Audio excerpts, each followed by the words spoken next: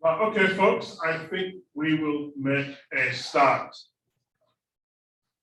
This is week 2, but it's actually the first week in our program after the anti-Ready Ego Fest that happened.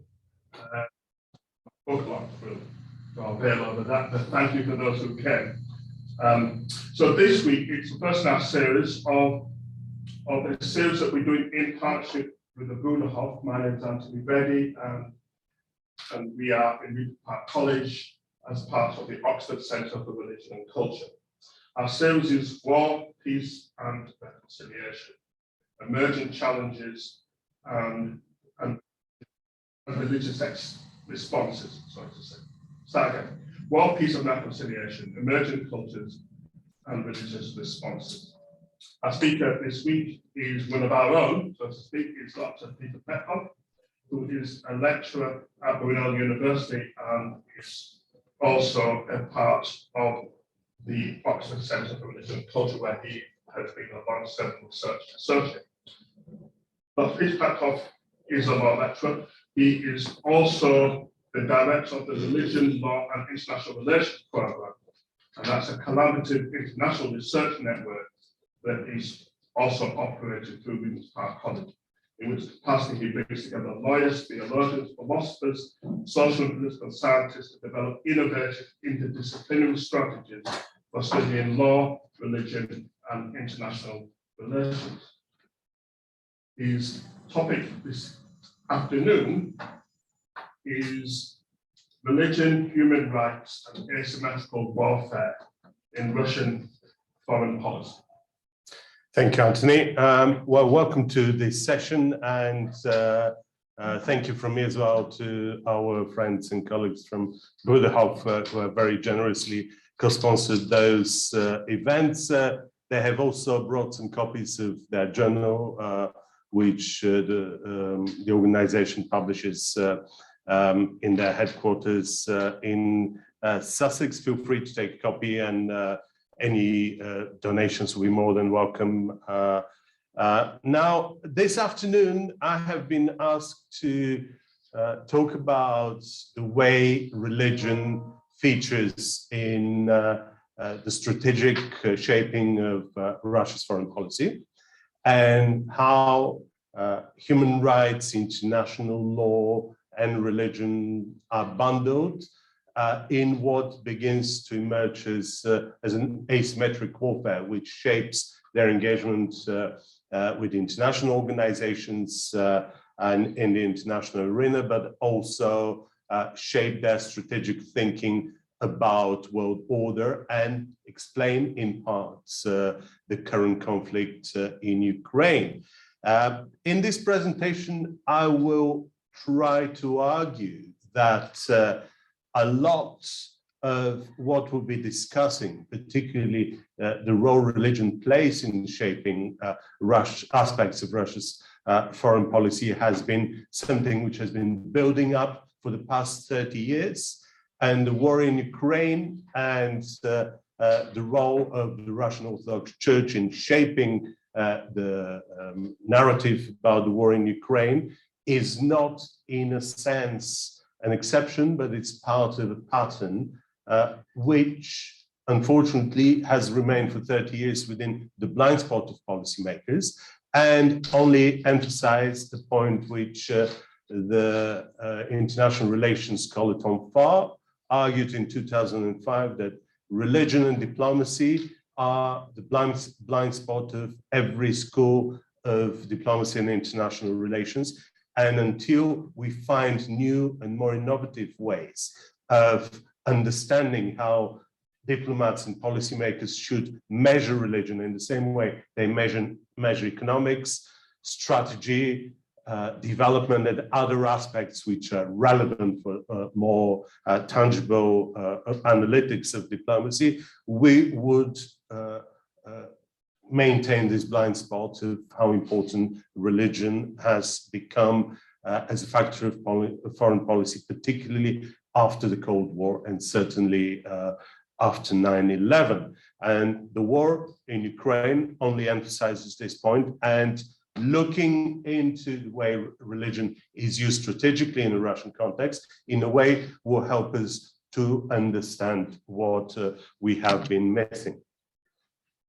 And oops, some reason I think you've taken control of the. Can you see whether you could scroll the PowerPoint, because I seem to have lost control over it.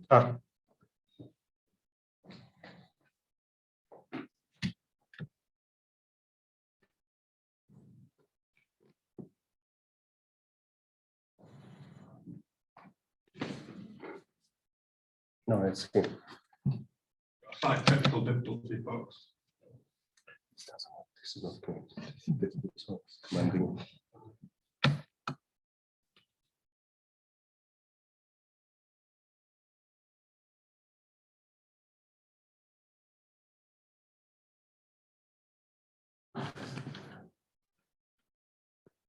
Don't worry, I may be able to. Is there any way to scroll it from here? Not sure, yeah.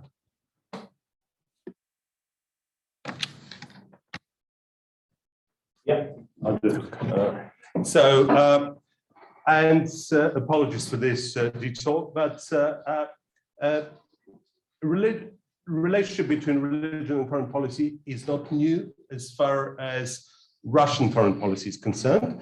A quick reference to a rather unusual example of a gunboat diplomacy versus gunboat theology in 1913, when the Russian Empire decided to join the debate about the correct use of the Jesus Prayer, the central tenet of the Heskast tradition, and sent a gunship with more than 100 Royal Marines, which one day ended up on Mount Athos, and after several days of battle, rounded up a large group of monks who were accused of practicing the Jesus Prayer in an incorrect way.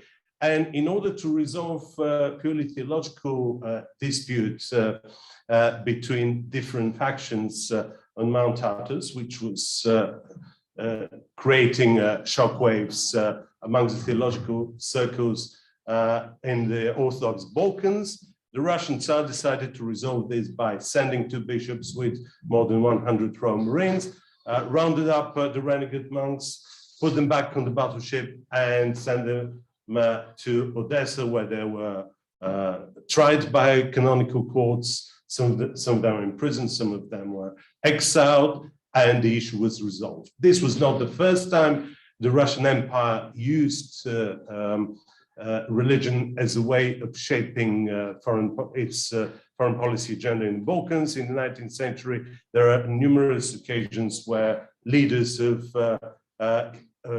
Catholic, Eastern Rite Catholic churches were shipped over to Odessa, put in exile, and regularly used to crush unit movements in Ukraine and Poland. But what we're having today is a slightly different way of dealing with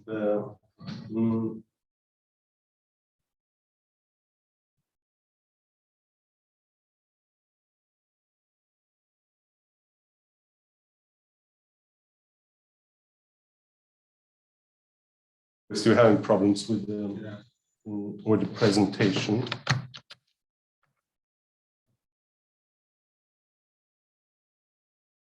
This one.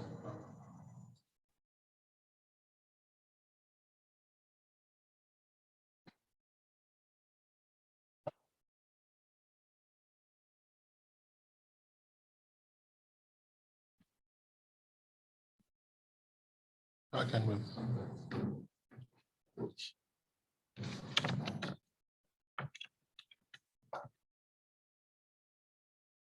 Yeah. So, but what we're going to do today is to connect the historic tradition of state involvement in church politics, but also for using religion and shaping a wider agenda of foreign policy in the post-Cold War world.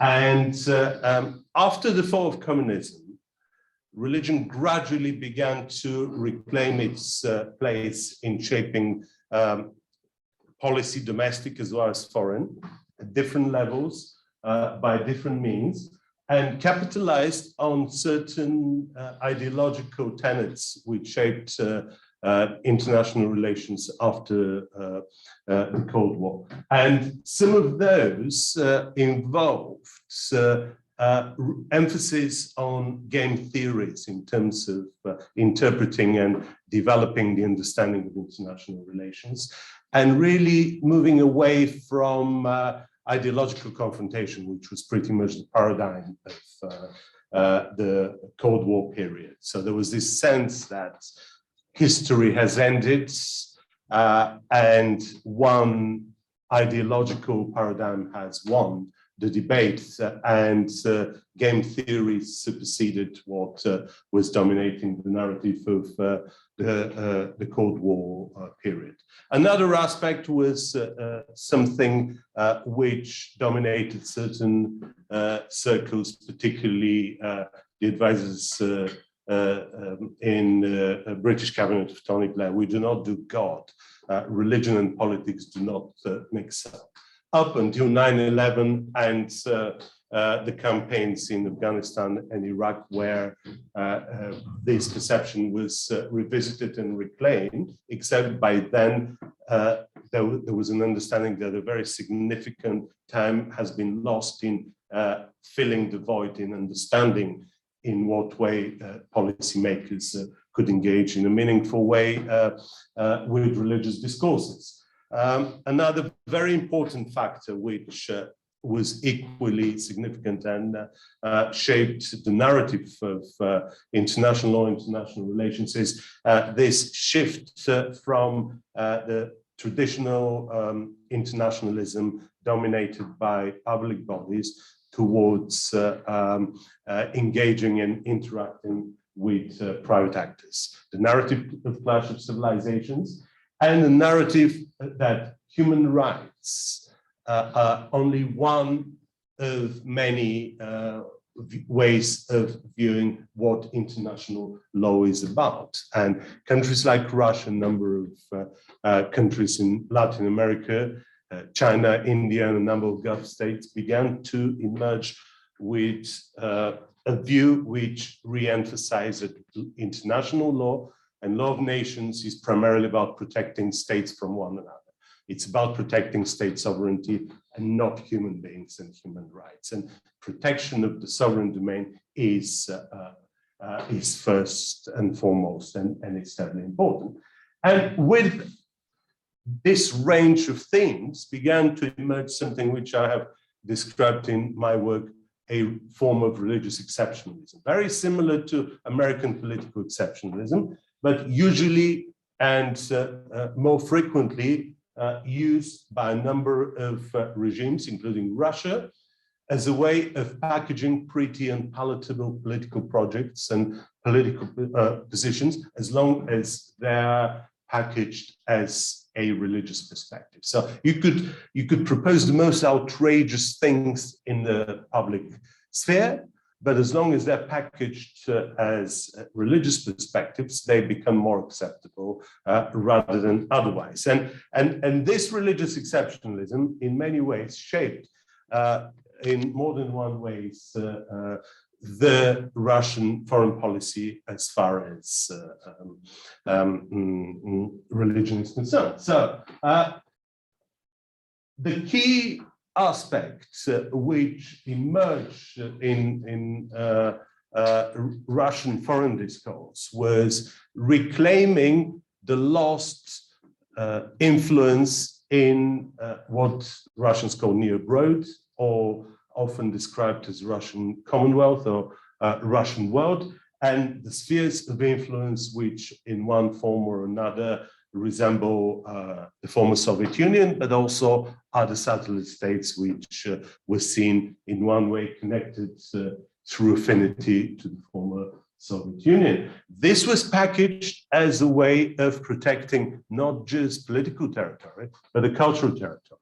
This cultural territory almost emulated the notion of a Byzantine Commonwealth, Orthodox world, which has particular reference points in terms of cultural affinity and has to be protected and particularly protected against fragmentation, which is caused by a number of factors. This was done in a number of ways, through bottom-up approaches, which saw Russian Orthodox Church developing influence on the ground level with political establishment as well as with the security apparatus, and gradually acquired a very important role in almost every sphere of the political and security apparatus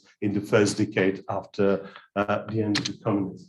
But it also translated into top-up approaches, and those top-up approaches particularly began to emerge in the first 2 terms in office of President Putin, where church received great privileges, received restitution of its property, which was confiscated during the communism, and began to play a very important part in shaping the agenda of the Russian state, particularly crafting a more comprehensive sense of this religious exceptionalism, which enables Russia to see itself as reclaiming its status of a superpower, but doing it through the language of culture, through language of cultural distinctiveness, and taking claim that Russia as a state protects its cultural distinctiveness against foreign forms of culture and spirituality.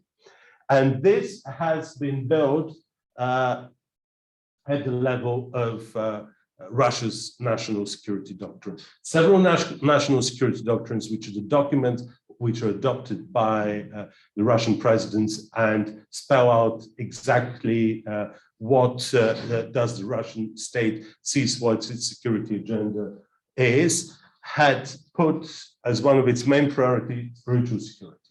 And spiritual security in the terms of national security agenda means protecting Russia from foreign forms of culture, foreign forms of spirituality, and anything which would be considered as an ideological warfare. So any foreign forms of religious expression, foreign forms of spirituality, foreign forms of culture would be considered as a threat to national security and therefore clamped down by the Russian state. So if you read perplexed cases like the Salvation Army case, the Moscow branch of the Salvation Army case, and ask why on earth would the Russian authorities clamp down on the Salvation Army because they're wearing uniforms and march parades on the streets of Moscow, you would understand that this is very much built into their agenda of keeping the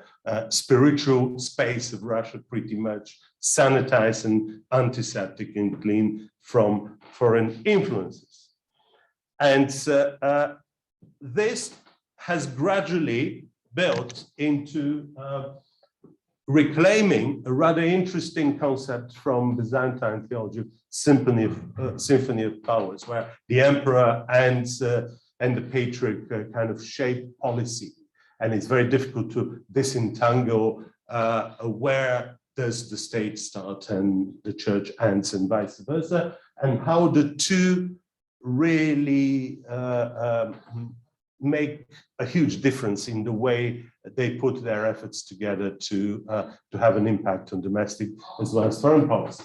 The war in Ukraine has raised big questions to what extent what has been seen as very innovative ways of the church to participate in policy has reduced the Moscow Patriarch Kirill in Putin's altar boy, to borrow the reference from Pope Francis.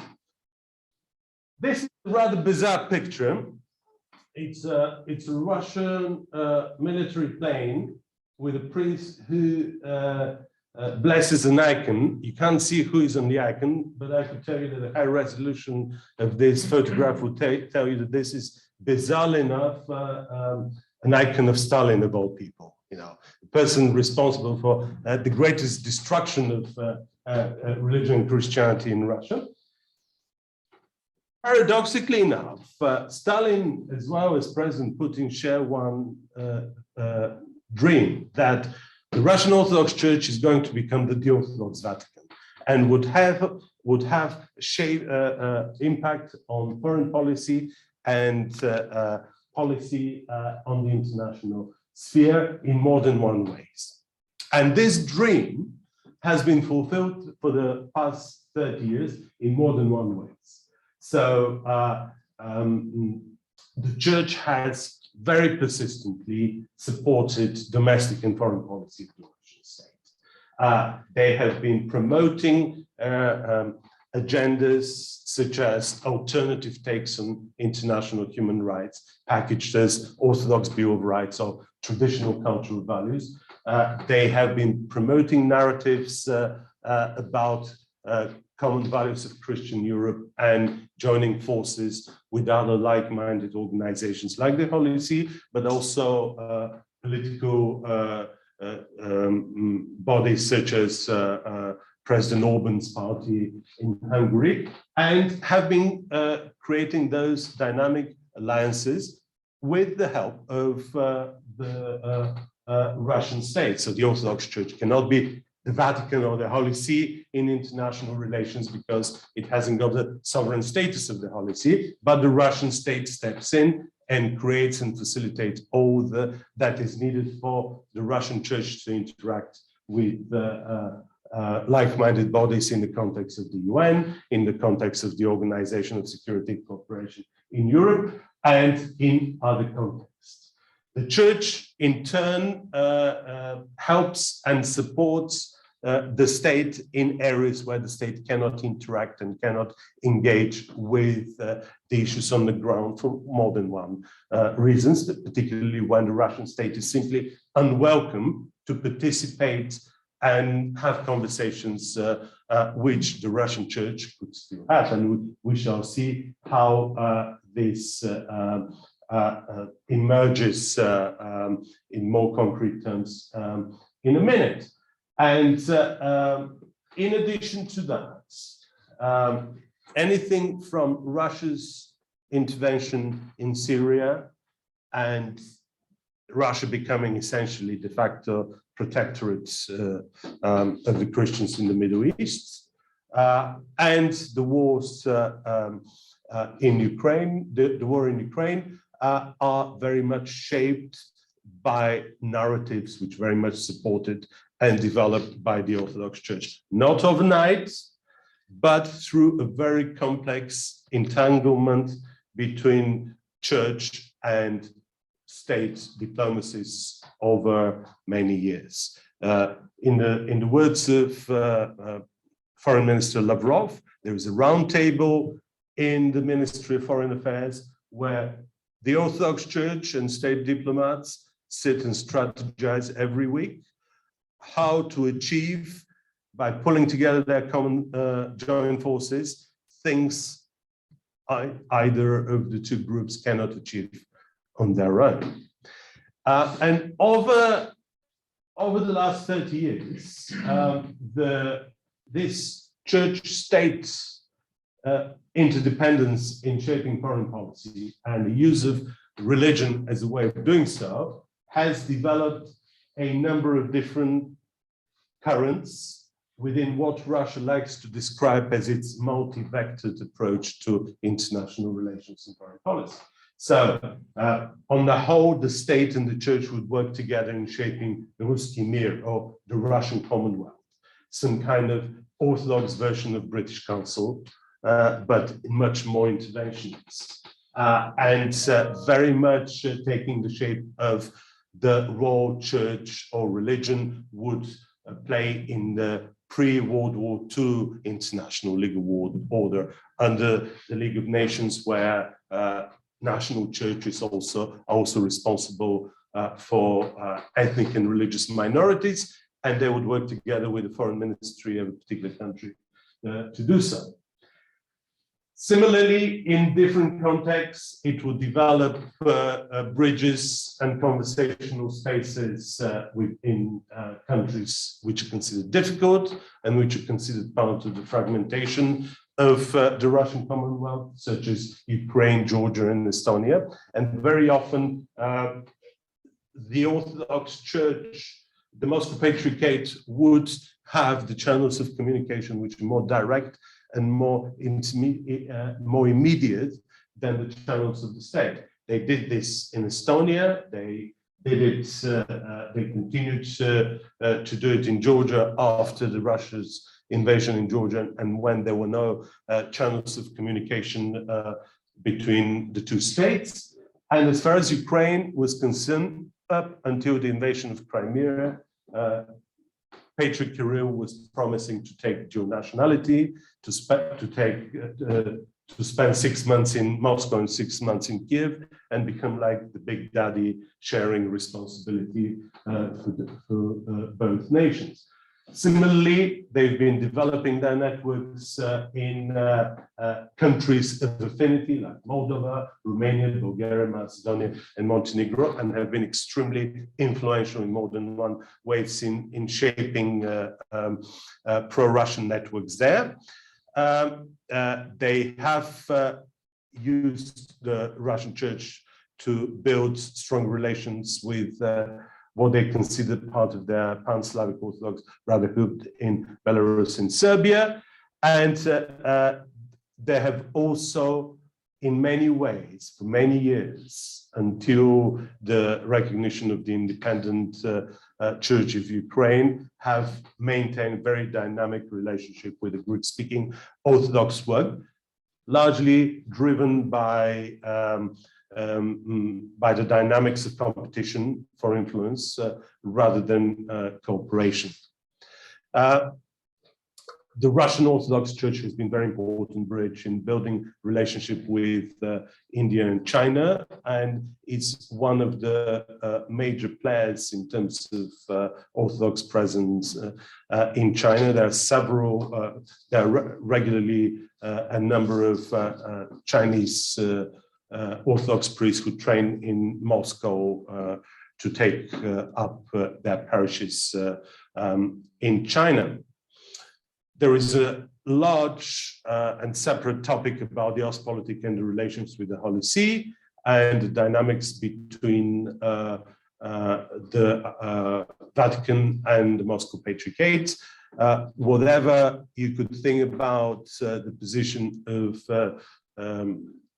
the Holy See over the war in Ukraine, it remained unnoticed that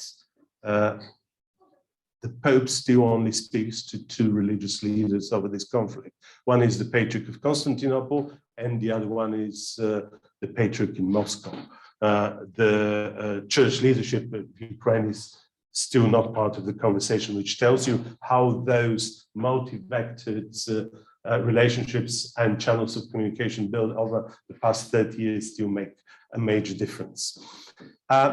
One aspect of the multi-vectors foreign relations, in which the church has played a very important part, has been the use of religion in Russia-US relations. And there is a very, very particular current in Russian Orthodox narrative that in their millennialist thinking, the US is the metaphorical Antichrist, and this has certainly fed quite heavily into Russian propaganda. And finally, there is a very interesting dynamic in terms of relationship between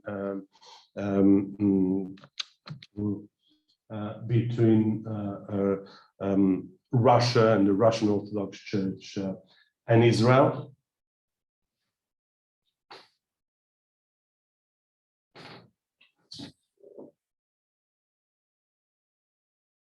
So, since the war in Ukraine, there has been an emerging narrative that the church has become something of a defense ministry.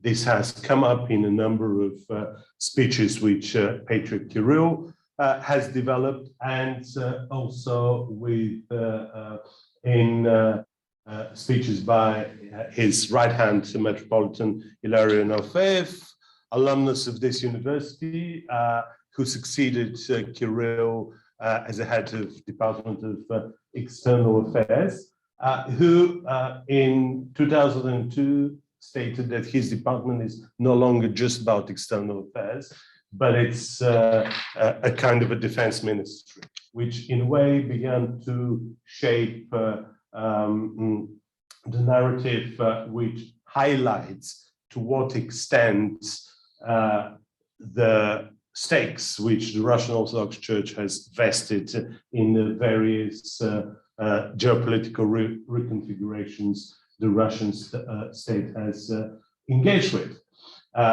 As far as Syria was concerned, when Russia entered the Syrian war, a number of Russian analysts could not understand what the Russians doing there.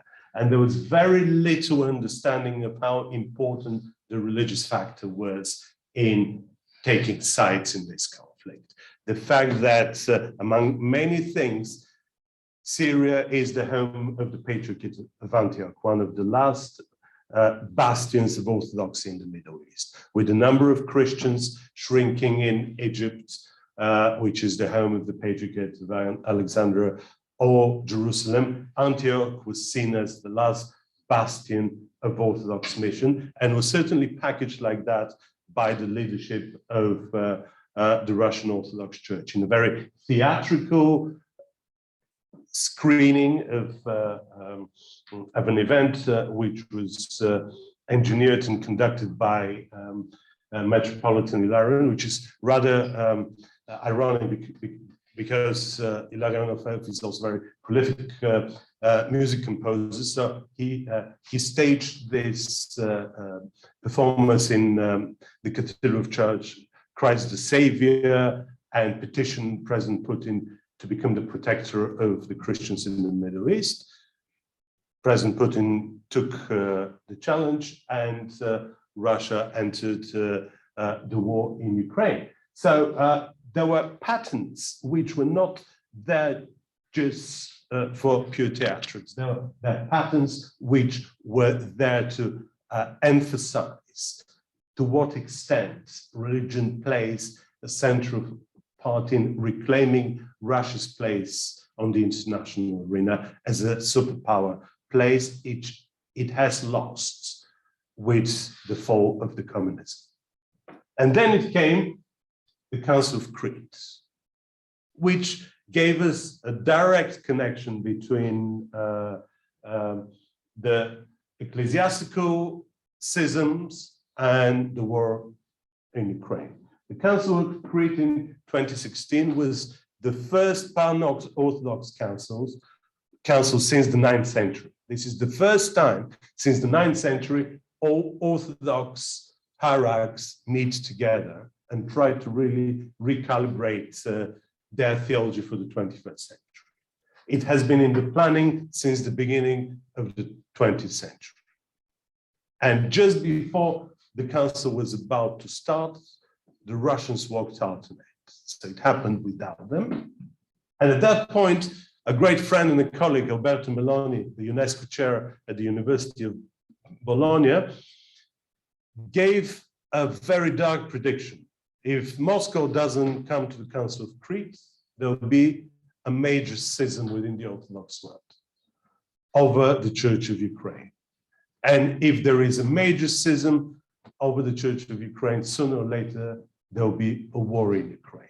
And sadly, he was rather correct about this.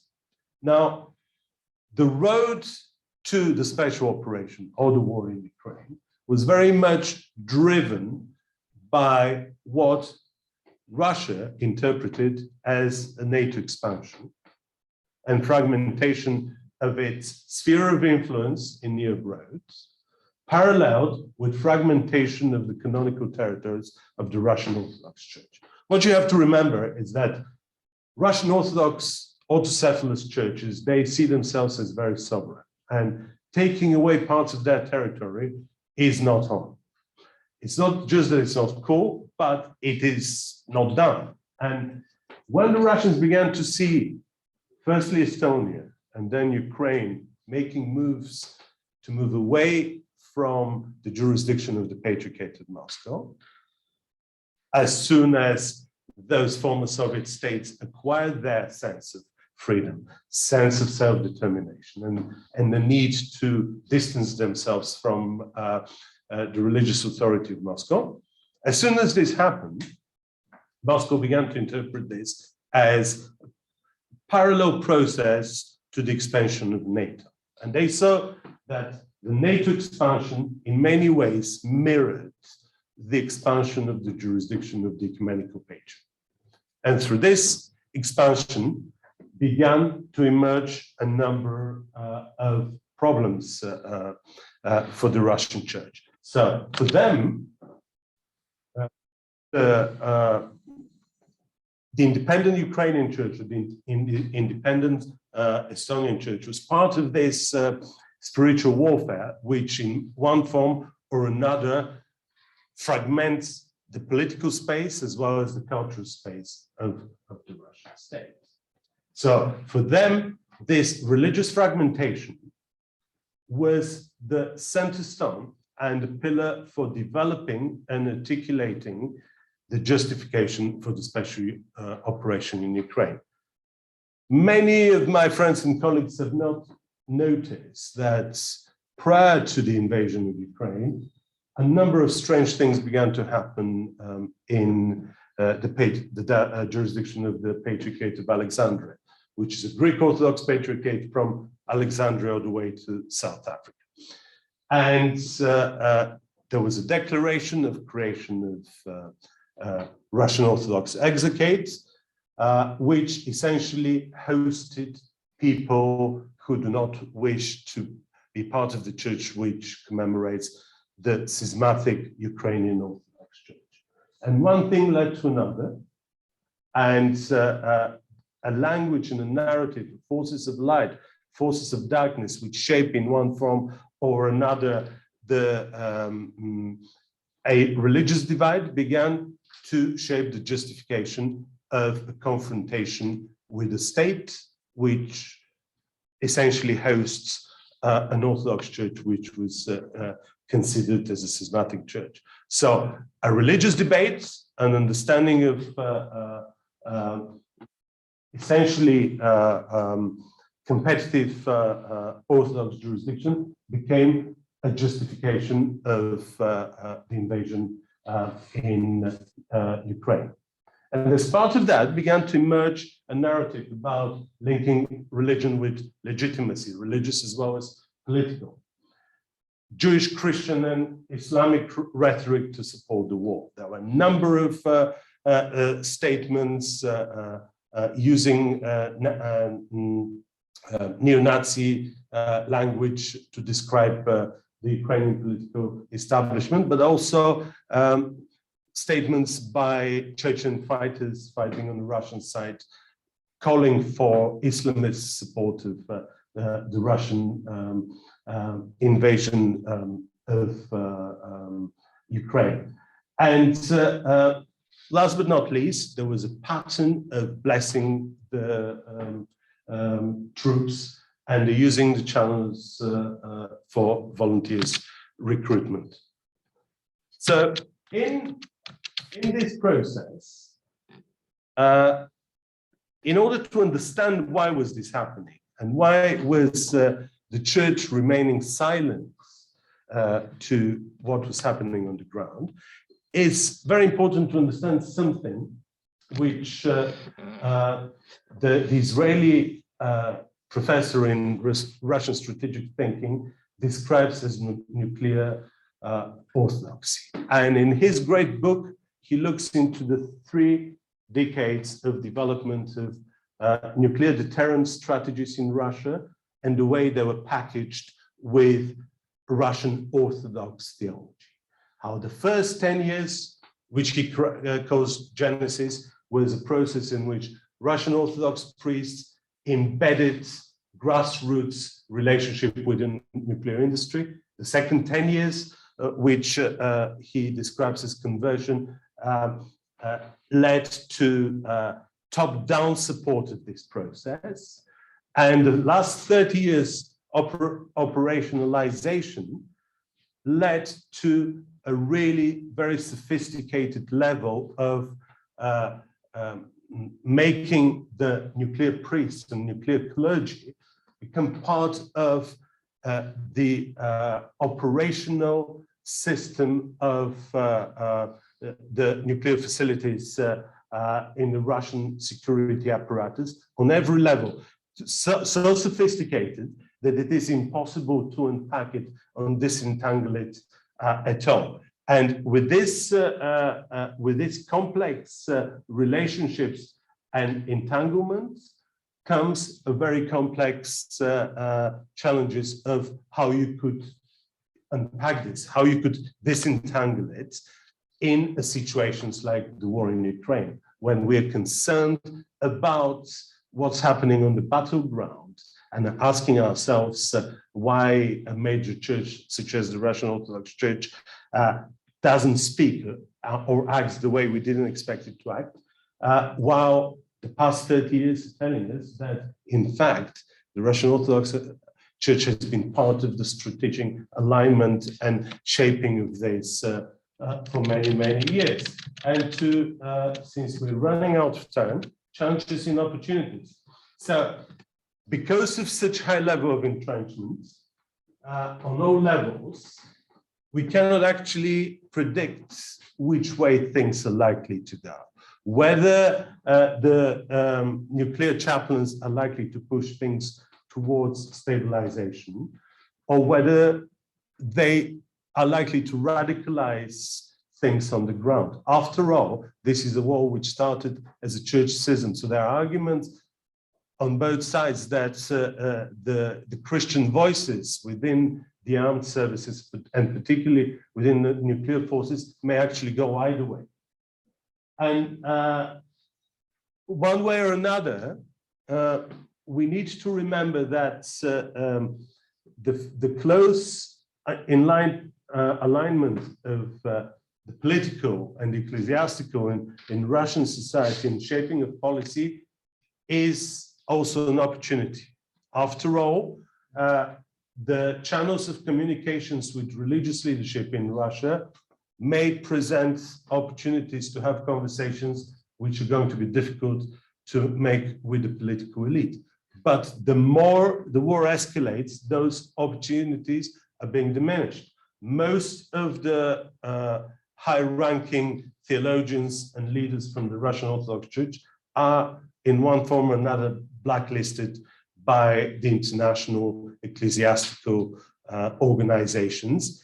And slowly and gradually, those channels of communications are closing. But as my friend and colleague, Jose Casanova, said in a recent seminar he made, he delivered in Georgetown University, the end of the Ukrainian conflict is not going to be possible without a radical intervention by the Orthodox churches on both sides. They have the potential of being extremely radicalized, but also they have the potential of stopping the fighting more than any other player in the conflict. And on this, I shall end my presentation. Thank you.